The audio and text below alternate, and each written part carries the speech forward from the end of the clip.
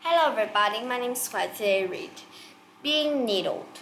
Linda hurried upstairs in an ancient but deliberate manner. She just has to find her needle point. She had it yesterday, but this morning it was nowhere to be found.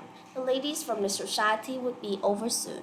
What would she work on? She was excited to share the progress of their needle point with the other young ladies. Linda checked under the pillow, but the needle point was not to be found. Lemonade? Asked the maid. Not right now, Amelia. I'm trying to find my needlepoint. Have you seen it? Asked Linda. I have not, said Smila. She put the pitcher back in the refrigerator. All of their goodies are set for your teas. Thank you, Amelia. Linda scurried upstairs to have one more look. It was to no avail. The needlepoint could not be found. Just then the doorbell rang. She heard a group of voices in the hall. Linda went downstairs with a sad face to greet her guests. After she welcomed each of the young ladies, she brought them to the sitting room, and Amelia went to get a tea and cookies. Whatever is the matter, Linda? Asked Corin. You look as though you have lost your favorite pet. At a very moment, Linda sat on the couch. She felt a prick in her leg. She almost let out a cry in pain, but giggled instead. Oh, nothing, Corin. I thought I had lost something, but it has been found, smiled Linda. Over the top, Franklin and Shiloh set out early in the morning to get the field plowed. They were brothers and worked well as a team. Father trusted them to work alone far from home. This day it was time to plow the fields so they would be ready when the rain came. Plowing a field was hard to work, but not too hard for these two young men.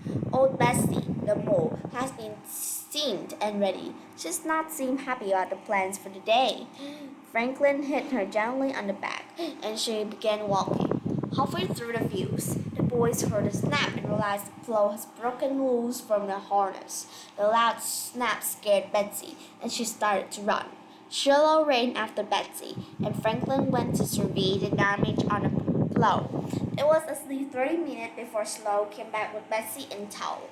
What are we going to do now? Asked Shiloh. Well, as far as I can figure, said Franklin. I fixed the plow, but it's stuck. If we can get Betsy to pull it out, I think we're good to go. The boy harnessed Betsy to the plow and snapped the whip. Betsy obeyed, but she sent the plow flying. It sailed right alongside Franklin and Shiloh, who has to jump up to get out of the way in time. That was close, said Franklin. Yes, but we did it, stated Shiloh. We did it.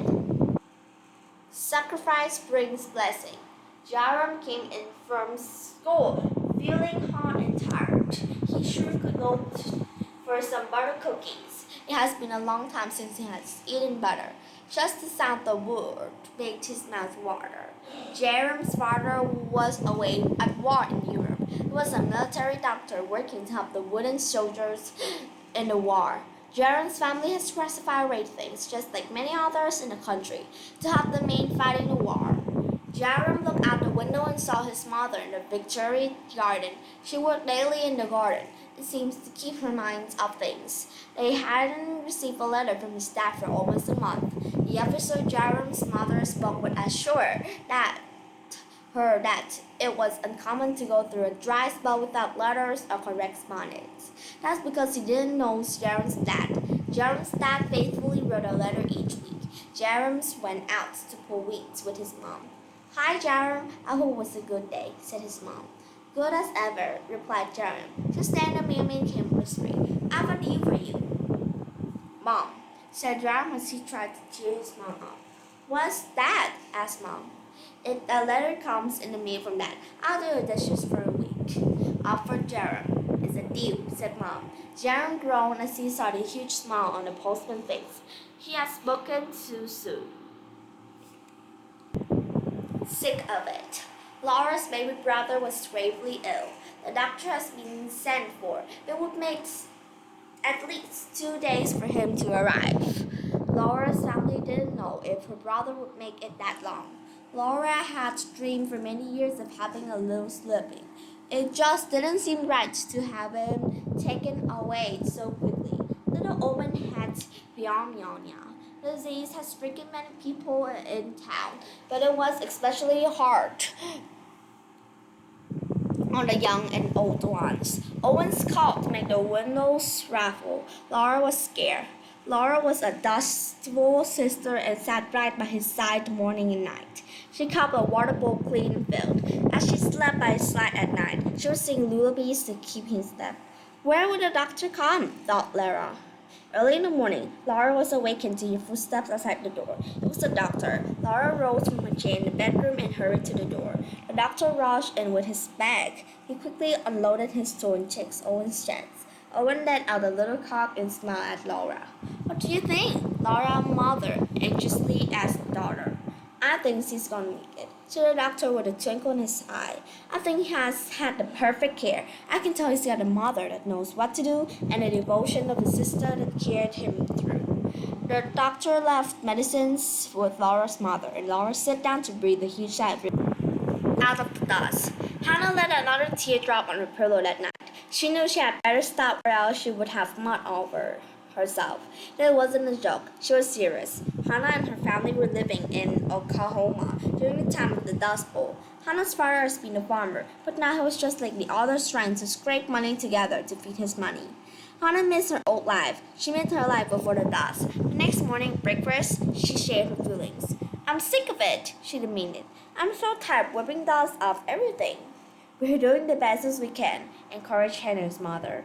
It won't last forever, you know. What do you miss, Hannah? Asked her father. I miss our life. I miss laughing and playing outside with a handkerchief over my face. I miss sleeping in my bed without grains of sand to rub in my skin raw. I miss dancing together as a family watching the moon come up. The family quietly finished their meal, completing Hannah's words. The day continued as unusual, but when Hannah came to dinner that night, things were different. She was surprised to see the fancy dishes. She smelled meat cooking.